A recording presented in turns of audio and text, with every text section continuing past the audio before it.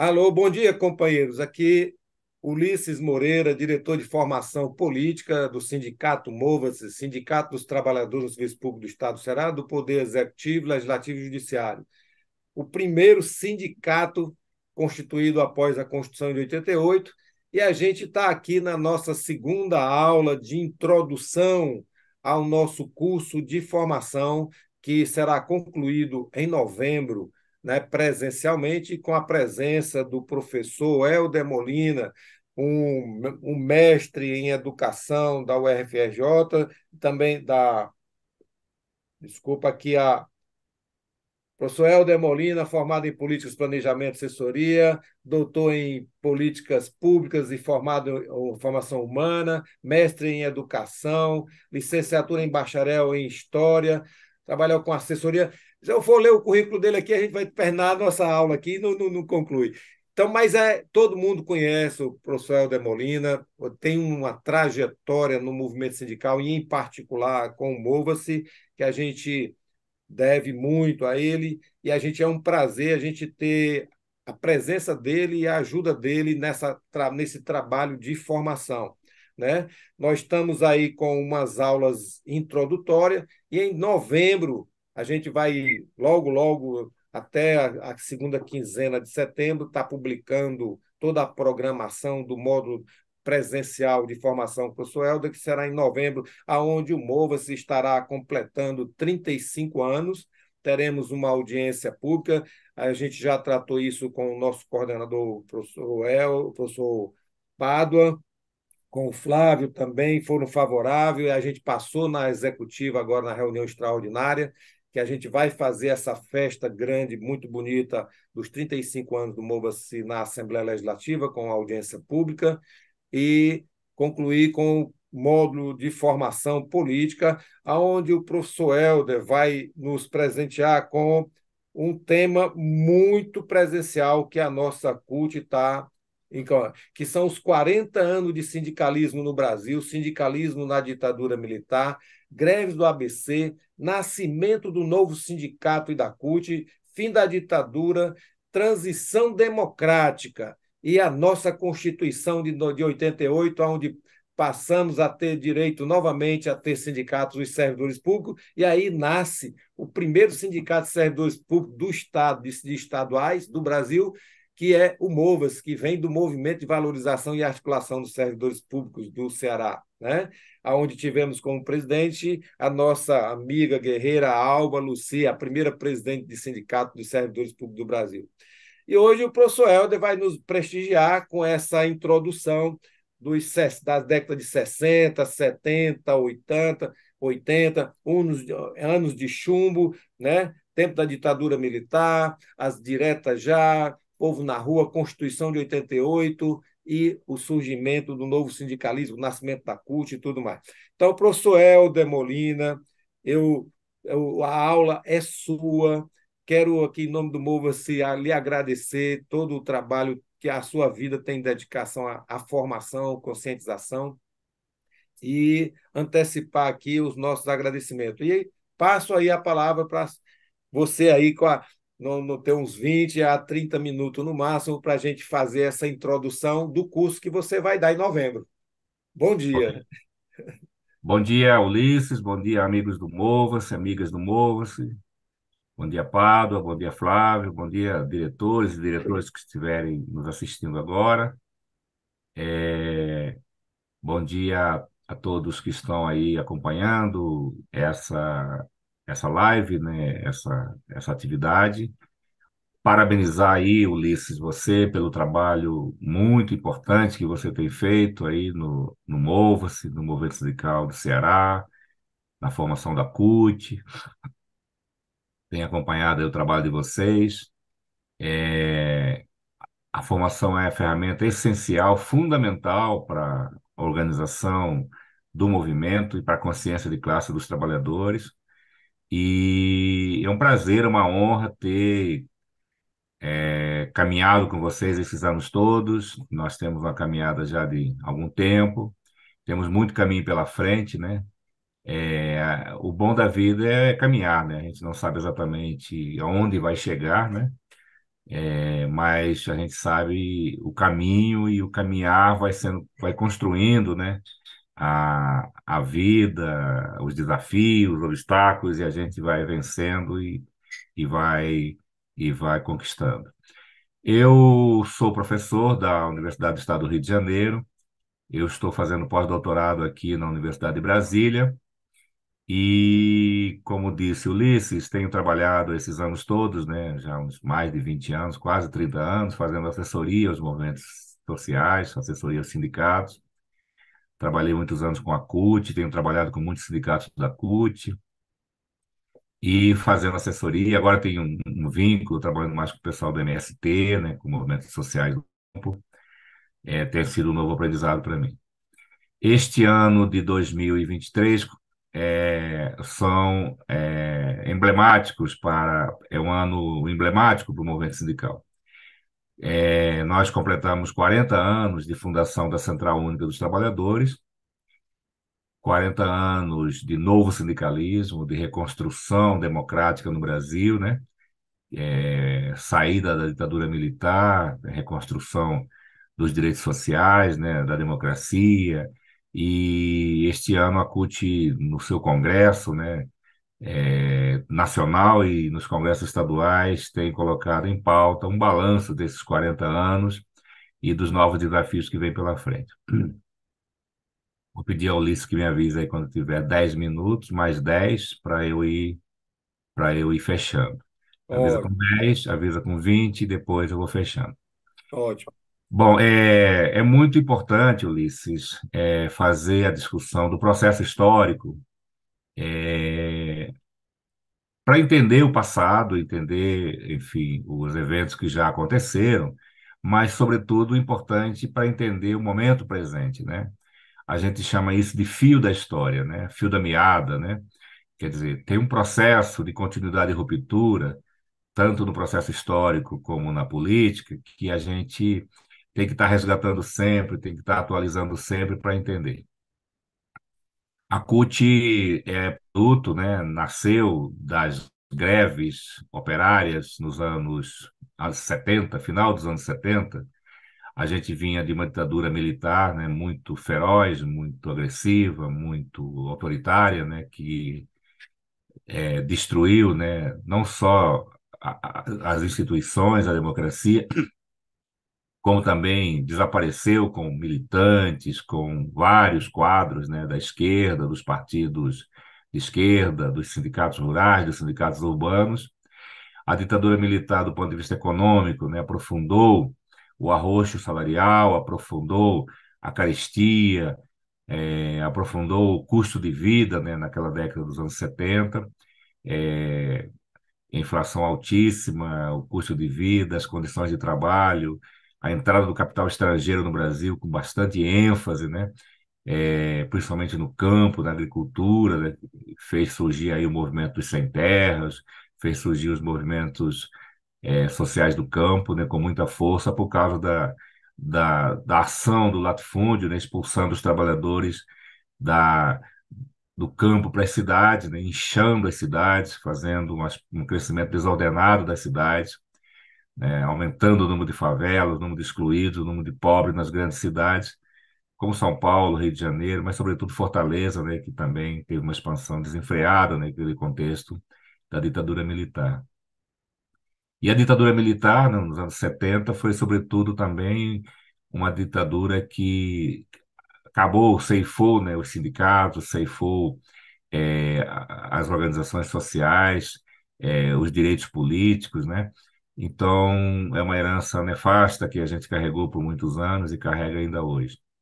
Mas o que é importante dos anos 70 é que, mesmo tendo a ditadura militar, mesmo tendo esse arroxo econômico, a perseguição política, né, a tortura, o desaparecimento de militantes, né, a, teve resistência, teve muitas lutas, né? Nos anos 70, o movimento estudantil começa a se reorganizar, começa a se a tomar novamente a cena política, né? A UNE tinha sido caçada, tinha sido queimada, tinha sido destruída.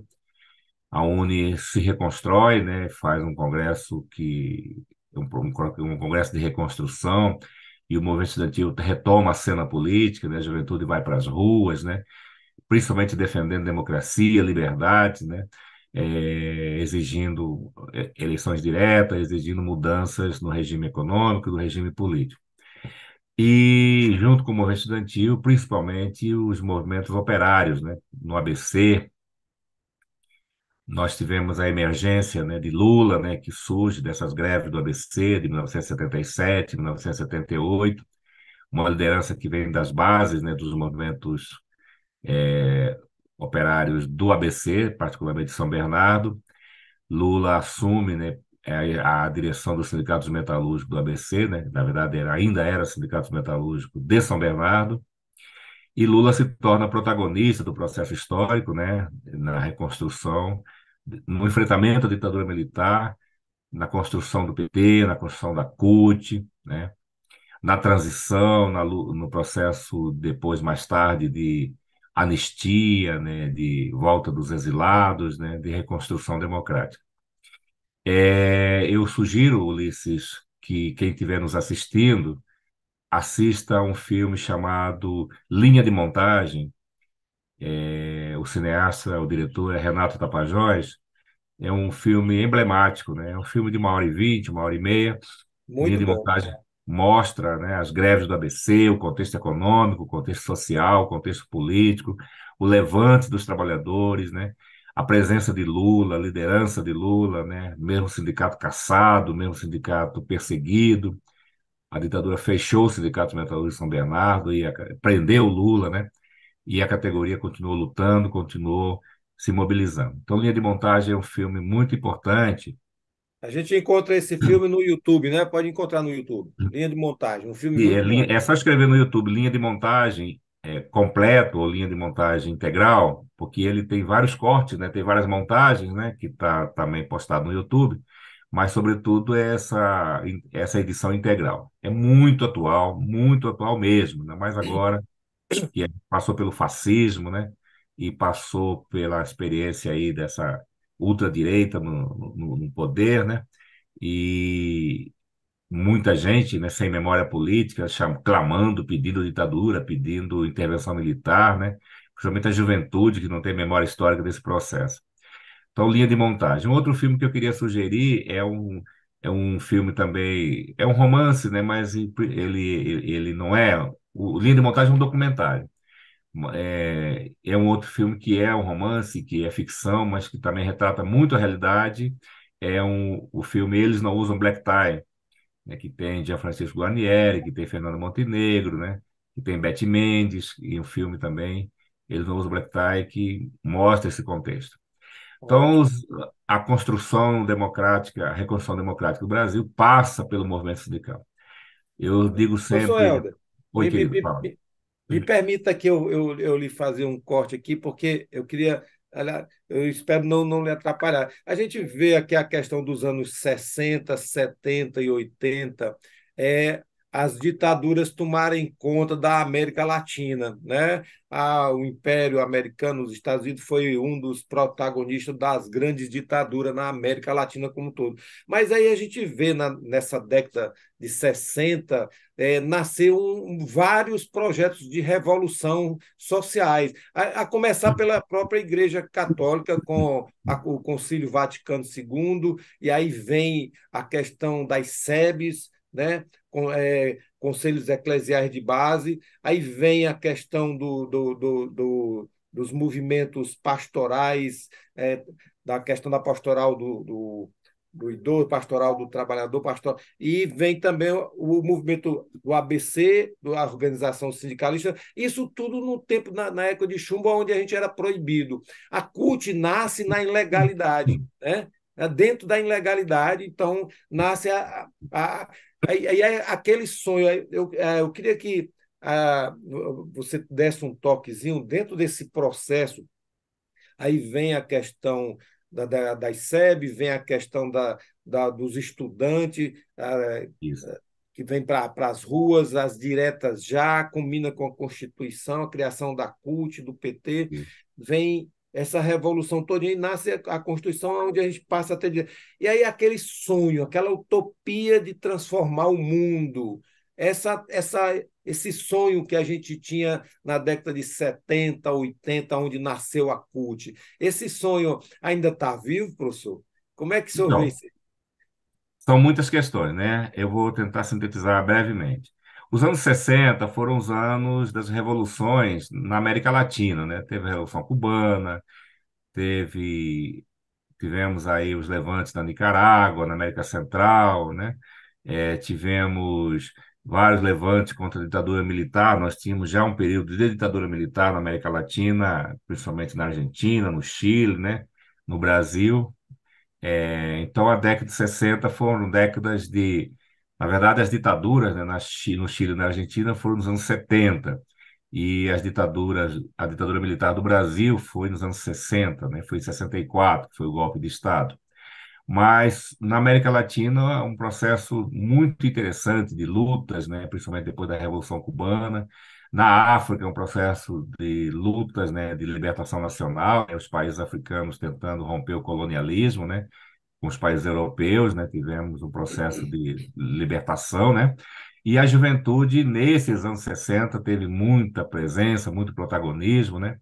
Aqui no caso brasileiro, né, as passeatas, o movimento estudantil dos anos 60 foram muito fortes, né, o 68 principalmente, as lutas dos estudantes, e os operários, os sindicatos estavam caçados, né. No caso brasileiro, os sindicatos estavam proibidos, a ditadura militar fechou os sindicatos, impediu que os sindicatos existissem, né? Na onde existia, colocou interventores, né? Colocou militares, colocou seus representantes para controlar os sindicatos. Então, o sindicato estava controlado pelos militares, pela ditadura militar. E nos anos 70, Ulisses, você citou bem, a Igreja Católica foi muito importante nesse processo de levante, né? Nós temos na América Latina, né, por ser uma região muito desigual, muito excluída, né, era chamada de terceiro mundo, né? Nós temos uma pobreza muito crônica, muito profunda, né, por causa da desigualdade econômica, né, em todos os países da América Latina. Na América Latina, nós tivemos a chamada teologia da libertação. Aqui no Brasil, nós tivemos vários bispos que foram representantes da teologia da libertação, né? Dom Helder Câmara, aí no Ceará, Dom Aloysio Loscheider, né? Aqui em São Paulo, Dom Paulo Evaristo Arnes, né? Em Goiás, Dom Tomás Balduino, Dom Pedro Casaldáliga. Então, vários bispos da Igreja Católica, né? Que resistiram à ditadura, que fizeram enfrentamento à ditadura militar, abrigaram, né, os sindicatos, abrigaram os movimentos clandestinos, né? Abrigaram, enfim, os próprios militantes perseguidos, né, durante a guerrilha, as guerrilhas que tiveram nos anos 70. Então, a Teologia da Libertação foi um movimento muito importante da Igreja Católica. E, junto com a Teologia da Libertação, as comunidades eclesiais de base, as chamadas SEBs.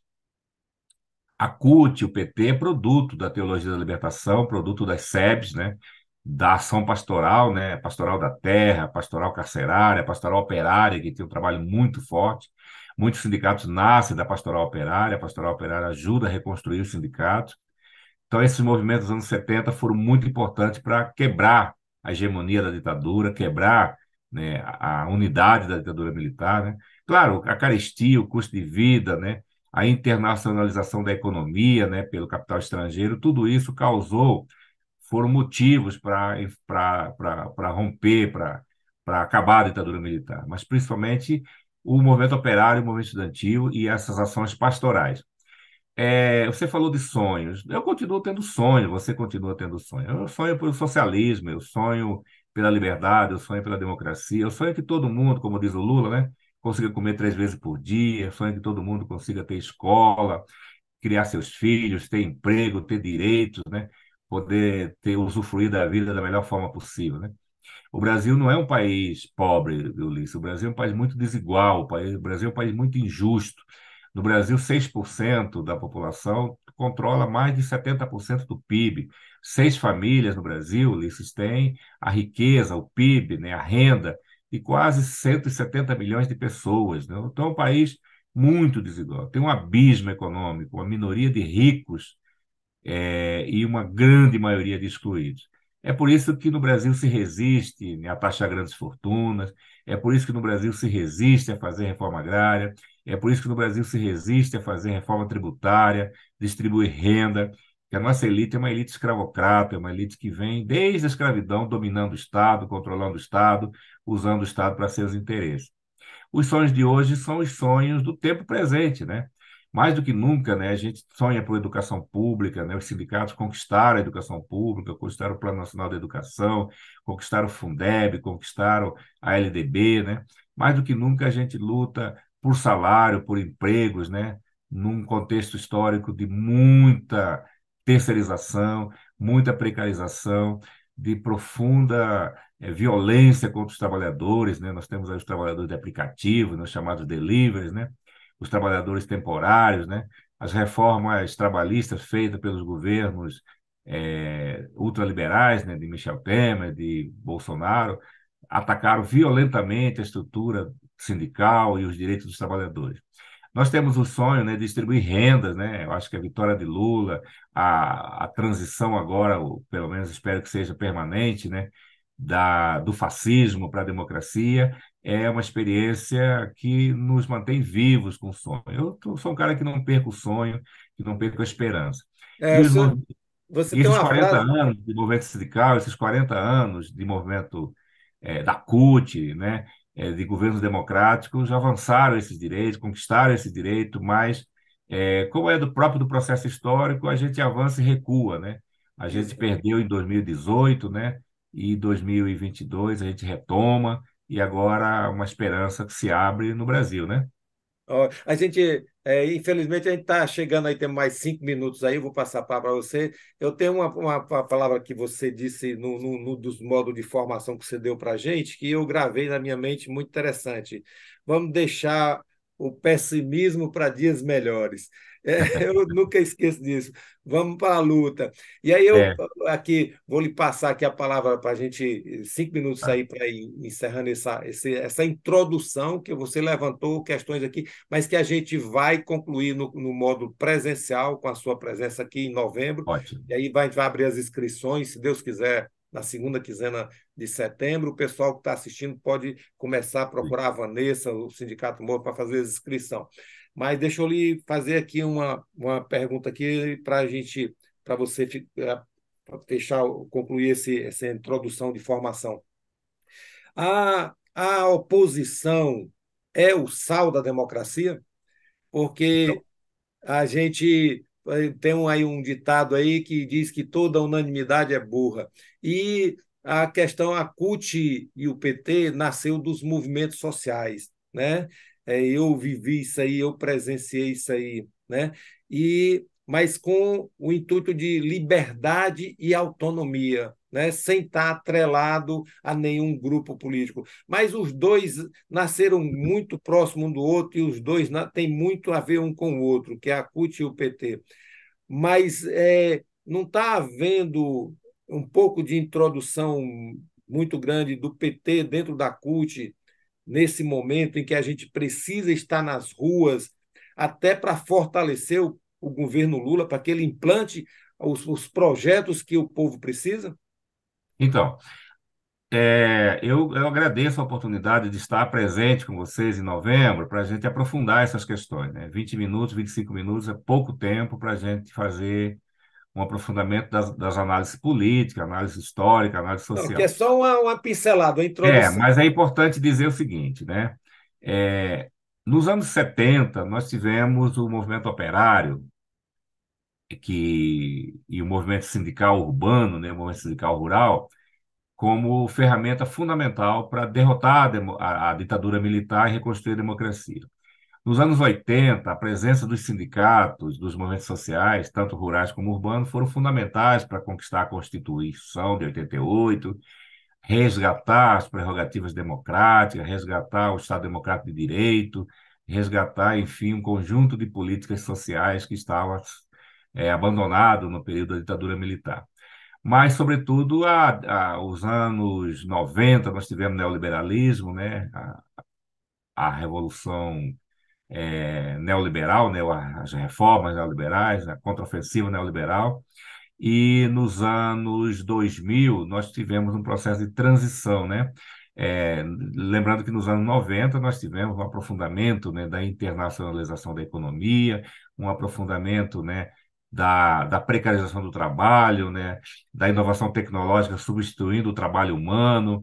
Nós tivemos muitos ataques, né, principalmente aos direitos sociais, aos direitos econômicos, privatização do Estado, desmonte das políticas públicas. E nós iniciamos nos anos 2000 uma reconstrução, que foram os dois governos de Lula, e o governo de Dilma, que não conseguiu consolidar o seu segundo mandato, porque teve um golpe de Estado que ela foi derrubada. Mas eu quero dizer, assim, o que eu estou querendo dizer? Os partidos têm um papel político importante no processo histórico, e os sindicatos têm também um papel importante. Só que eles têm papéis diferentes, né? Os partidos, eles têm principalmente o papel de dirigir a política, né? De disputar o poder, né?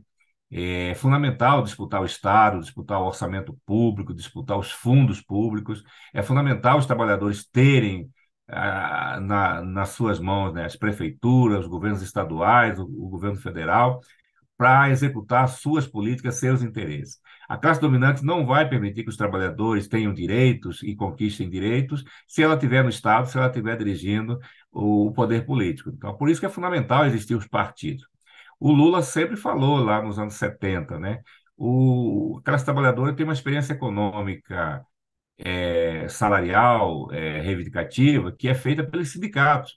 Mas a classe trabalhadora precisa de um elemento mais, vamos dizer assim, universalizante da política, que são os partidos, né?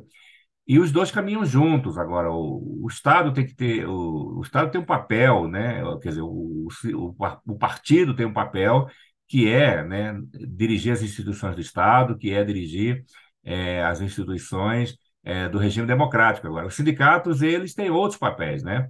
O papel do sindicato é reivindicar, o papel do sindicato é organizar, o papel do sindicato é ir para locais de trabalho, conversar com os trabalhadores, fazer formação política, fazer comunicação. O papel do sindicato é representar, o papel do sindicato é fazer a mediação, fazer a negociação. Por isso, viu, Ulisses, que o sindicato é importante ter autonomia, ter independência. O sindicato não pode ser atrelado aos partidos políticos e não pode ser correia de transmissão do Estado. Em qualquer lugar do mundo, na Europa, na União Soviética, nos Estados Unidos, em todas as experiências que nós tivemos no mundo, toda vez que o partido, né, o partido dirigiu o sindicato ou controlou os sindicatos perderam com isso, os movimentos perderam com isso. Então, acho que os sindicatos têm um papel fundamental hoje, né?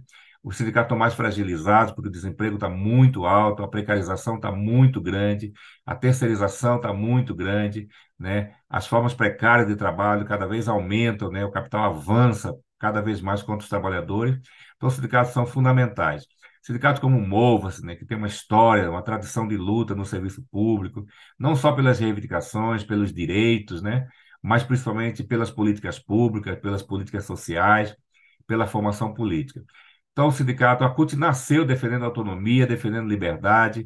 A CUT, os sindicatos têm um papel diferente dos partidos, diferente do Estado. Mas os sindicatos têm que disputar também o orçamento público, né? O nosso papel é propor política, pressionar o legislativo, pressionar o judiciário, pressionar o executivo para conquistar direitos. Eu tenho uma preocupação que eu vou falar em novembro aí, Ulisses, que é com a juventude. Como é que a gente traz a juventude, né? Este ano agora, Ulisses, vai ter muito concurso público, né? Tem vários concursos públicos a nível federal, né? De vários órgãos, de vários ministérios, uma ampliação do Estado, uma ampliação das políticas públicas com concursos. Nós temos que ter uma É, política de trazer a juventude. Os jovens estão cada vez mais individualistas, cada vez mais egoístas, cada vez mais cuidando dos seus projetos pessoais, né? Como é que esse, traz a juventude, como é que traz as exatamente. mulheres, como é que traz Você os toca numa, desempregados, você tocou num problema uma que grande realmente quantidade de desempregados, né, que não estão representados por sindicatos. Tudo isso são desafios para nós. exatamente. Nós temos aí uma política neoliberal de privatização, a gente não tem quase concurso público aqui no estado do Ceará, são muito pouco.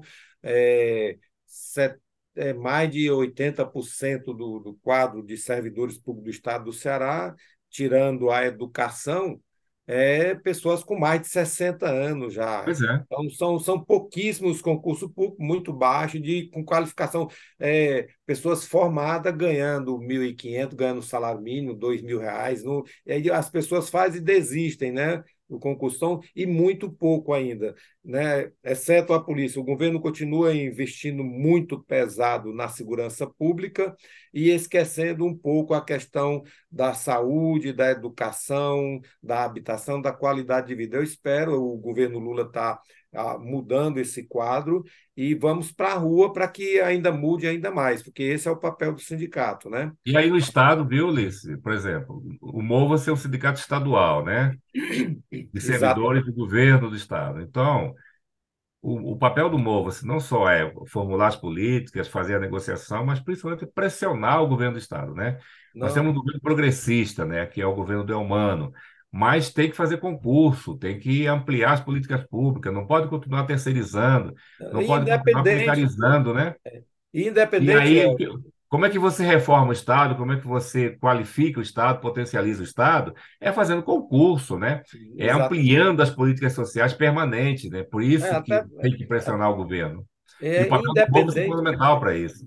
independente da gente ter governos progressistas ou não, aqui nós temos o Elmano, né? Mas o que acontece? A gente precisa estar na rua porque ele recebe pressão do capital e ele tem aliança. O governo Lula também tem aliança ampla aí. Se o povo não tiver organizado, vai ser atropelado. Não adianta ter o Lula lá. Você sabe que os governos são governos em disputa, né?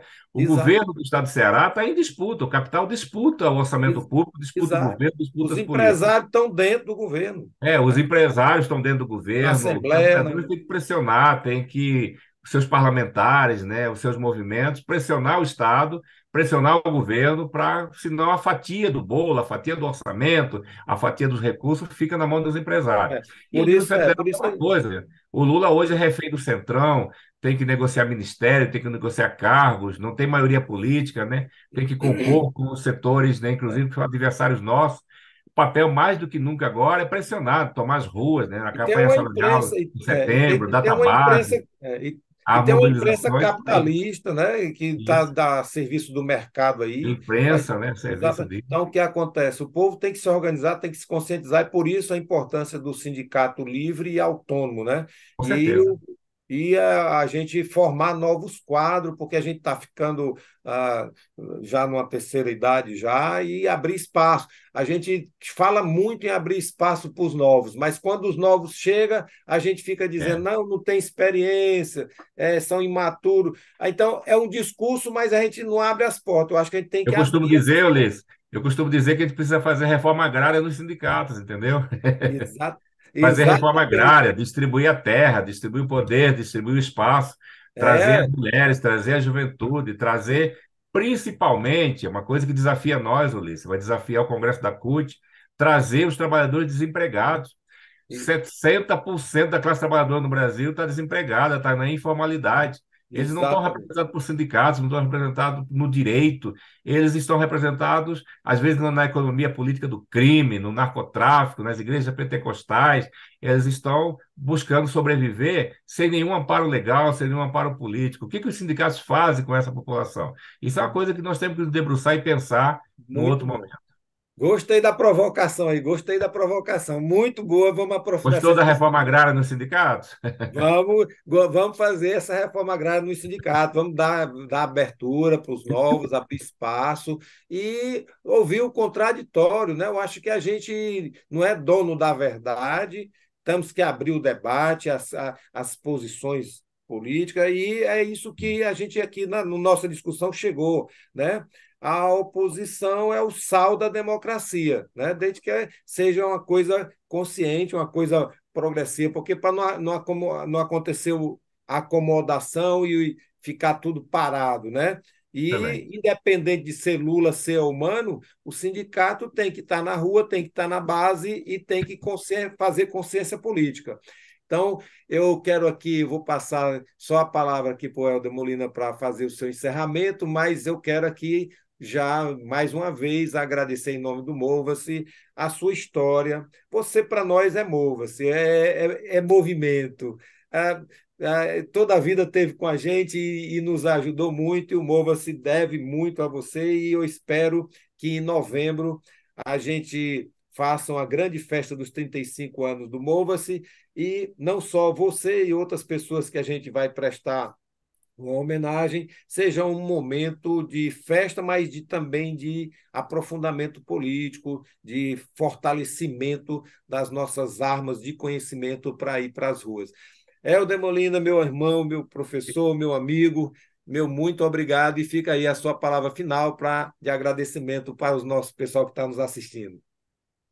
Então, eu agradeço muito aí esse momento, né, essa homenagem, né, eu fiquei feliz quando você me contou, né, desse evento aí em Fortaleza, na Assembleia Legislativa. Eu quero estar presente, né, eu me sinto presente na história do movimento sindical do Ceará, trabalhei com centenas de sindicatos, dezenas de sindicatos, e particularmente com o MOVA, você trabalhando nesses anos. Parou um pouco durante a pandemia, né? A gente não conseguiu retomar presencial, mas vai ter essa oportunidade agora. Eu agradeço muito a vocês, agradeço muito ao MOVA, agradeço muito aos sindicatos, né? Eu sou um produto dos movimentos sociais, um produto da luta sindical, da luta política, do movimento estudantil. Eu tenho muito a agradecer a todos vocês, né? Por essa caminhada, por essa trajetória. Eu espero estar em novembro aí com vocês. Eu quero fazer esse encontro, abraçar vocês todos, conversar com todo mundo. Faça inscrição aberta, chame os outros sindicatos, chame os outros movimentos, chame os desempregados, chame a juventude, chame as mulheres, chame todo mundo para estar presente. Eu agradeço, vou fazer um esforço de estar aqui com vocês. Estou muito feliz e espero ter contribuído. Estou sempre disponível, é só me chamar. E a você, Pronto. Ulisses, um grande abraço. Você é um grande amigo, um grande irmão, que a vida e o movimento sindical me colocou no caminho, na estrada. Obrigado, Helder. E aí fica aí já, e essa é uma introdução para o nosso encontro, a nossa festa em novembro. Venha Tem participar conosco. muitas coisas que vão ter que discutir com textos, com leituras, com Exato, mais aprofundamento, né, com mais fôlego, porque só introduziu as questões e precisa aprofundar. Um abraço. exatamente. Então, em defesa da vida, saúde mais serviço público, mova-se. Um abraço, pessoal. Até a Um próxima. abraço a todo mundo aí para vocês. Bom domingo, boa semana de trabalho.